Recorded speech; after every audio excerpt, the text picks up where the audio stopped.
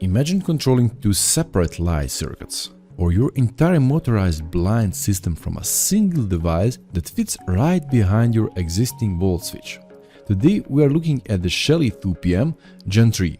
This is a powerhouse featuring the new ESP Shelly C3F chip and 8 MB of memory here inside of this device.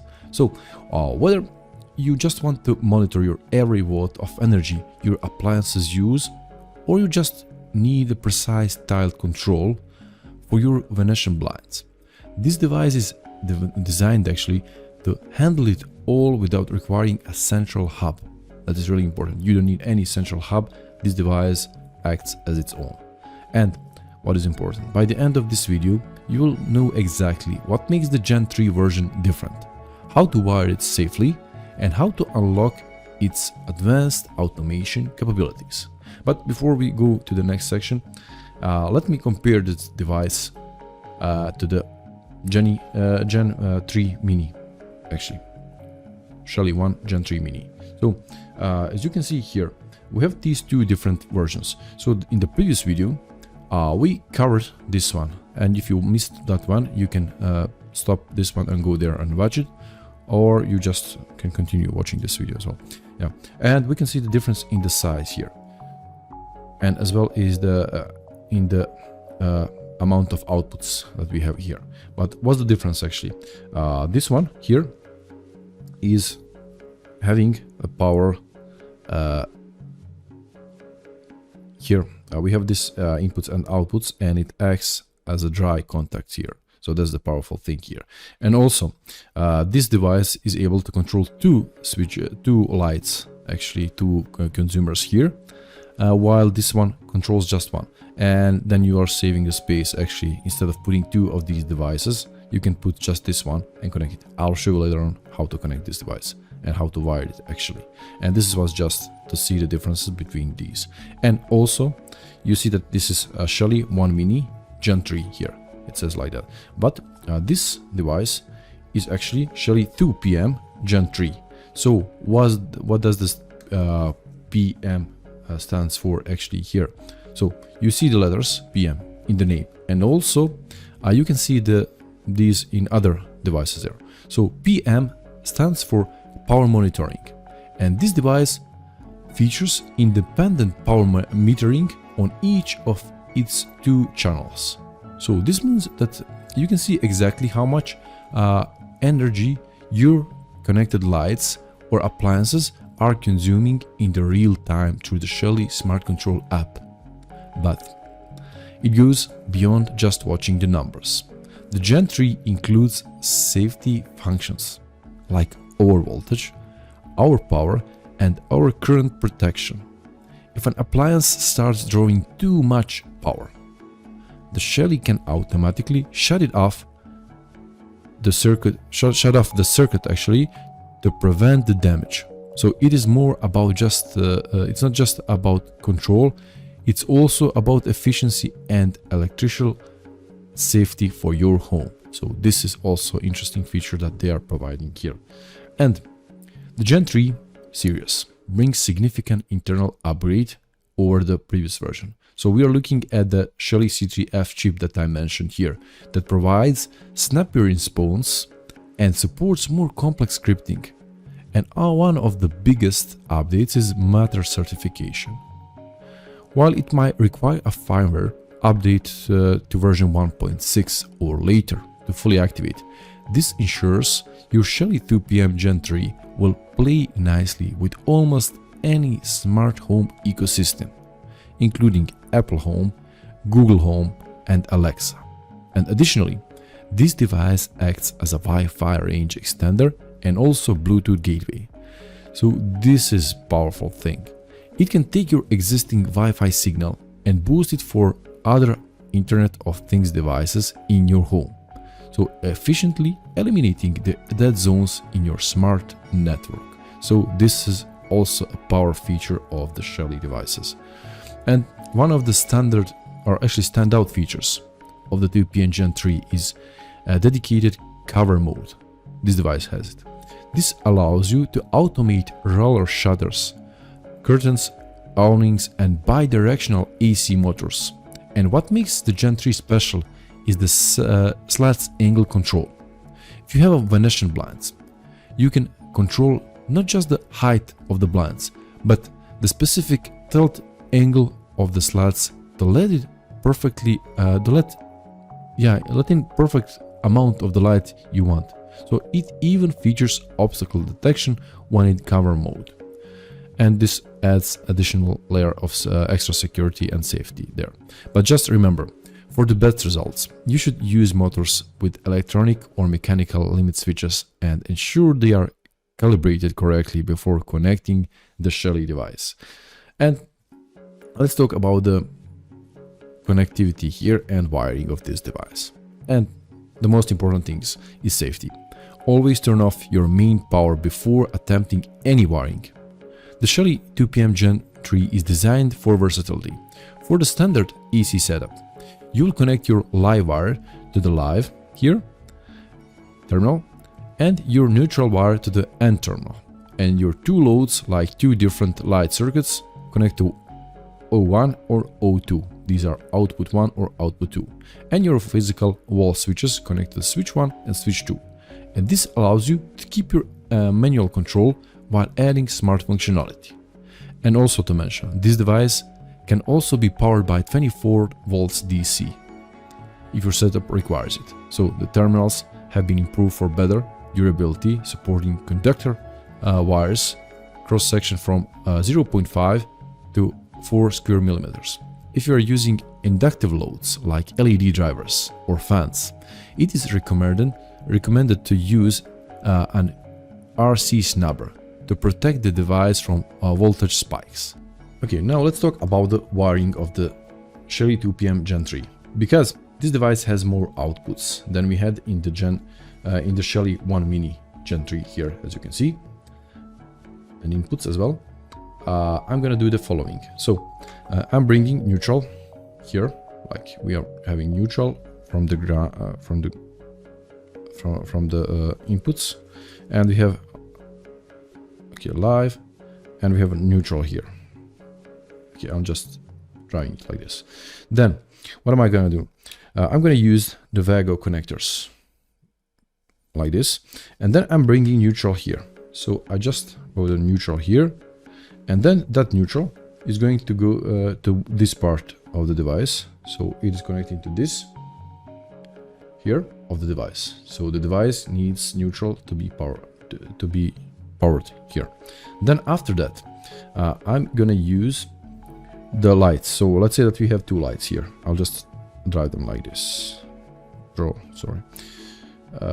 And we have these two devices. Now from this neutral, I'm gonna use the neutral to power this one, and another one from here to power this one here. So both of these devices will have their end here. And then what is left, we need lives here. Okay. Sorry if I draw it a bit confusing, if the drawing is a bit confusing, but I'm trying my best to simplify this here. So the most important thing, you bring the neutral here and connect it here, and all three parts are here going to the neutral here. So we have a neutral here, and we have also neutral on the consumers here that like these lights. Also, if you're powering this one to the blinds, then instead of bringing two neutral here, you'll actually bring one, and in that case you'll need maybe a smaller Vago connector. So in that case you'll need like just this one here, and then you'll just bring a neutral here and connect one piece, one wire here, and then one is going to neutral of the device and another is going to the neutral of the motor that you have on your blinds. Because the motor has like two poles, and one is for getting the up, another for getting it down, then you'll bring the lives like this here. You see the schematic here in case that you're controlling a motor device from here. Then let's see the following things there. So I'm doing the following for the lights. So bringing another live here, and I'll just put another Vago connector here as well. So this is going to get the live. So why am I doing it like this here? Because if you have a live here, I'm connecting it to this device. I'll just put it like this to be easier for you to see on the drawing. So one live is going to here. Another one is going to the device from here. I'll just go over this and over this. So we are connecting it here. You can also use this here to split the live. And now, what am I going to do here? We need to control the lightings. So another live from here is going actually outputs here. So whatever comes here, it goes here through these outputs. So one output is going to control the live of this device here, like live here, and another output is just going over here, and it's going to control the light of this device here. So now we have two lights outputs here that control these two devices. So it's really easy. Bring the neutral and bring the live to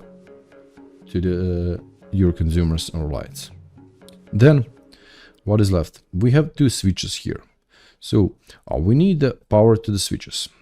Then I'm gonna bring this here to the first switch, so S1, and then this switch, you can use any of the switches. I'm just bringing the one here, and just imagine that you got the switch here.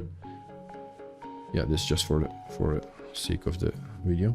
So you brought like this part here, and this part is switching and going to the switch. So from this switch, we're just going to connect to switch 1, and another switch would just do the same thing and connect to the switch 2, for example, and you would bring the live to that switch. Okay, and then when we are switching this power is actually giving us signals to these switches. So it could be a push button or a rocker switch. And then in your application, you're controlling what type of switches here. Also, if you're having like if you're controlling the blinds like this, then you'll have like the same switch here. So whether it is a two-pole switch, like the one that is always in the middle, but when you press it up, it brings the one switch, and down another one, then you'll control the movement of the device, as you can see here on the motor device here. So that's the simplest way I could explain to you how to connect it. Maybe it looks like messy, but the most important thing is this is neutral, this is live here. Okay, I'll bring it just a bit down. Okay, this is live here, and all of these are just getting the live, and as well and these, and then we are gonna have a neutral and switches actually connected there. So this is really interesting and important thing to know. And then after this, it's just have to say that this is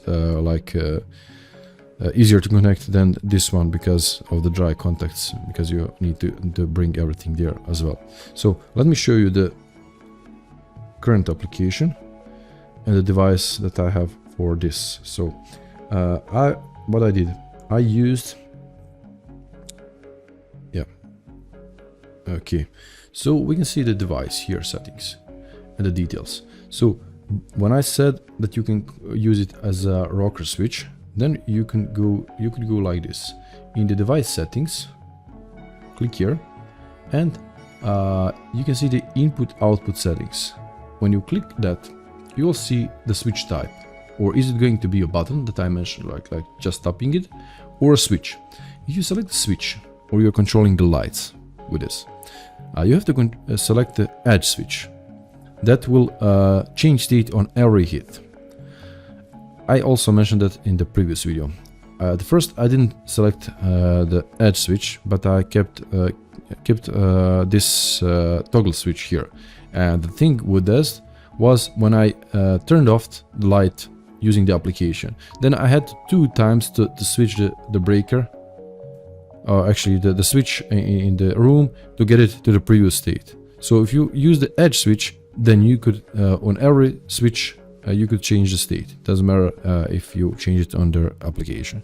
And another thing here is that set relay power on on default. So this is restoring the latest state when the device runs out of the power. So this is the same thing that you would have that you actually have in your manual switches at home.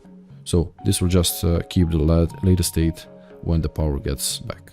So this is it here, and also you can see that the device thinks.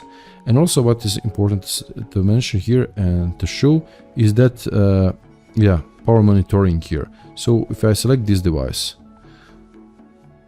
you can see this thing here, or we can see the stat here, and we can see how much is this device spending and when it was working. So you can see this 24 hours device was working like this, and total energy 97.6 watt hours, average and max, and you can see the voltage and everything regarding the device. Okay, so this is important for this device, and you can have two devices, two lightnings here that are spending, and you can see the consuming of the energy right now here. You can see what is consuming and how much of the energy in the application. So this is power thing here. Okay, I hope the video was helpful, and if you have any comments or questions, feel free to ask in the comment section below. And also if you like the video, please give it a thumbs up and subscribe for more videos like this one in the future. Thanks for watching, and see you in the next one. Bye.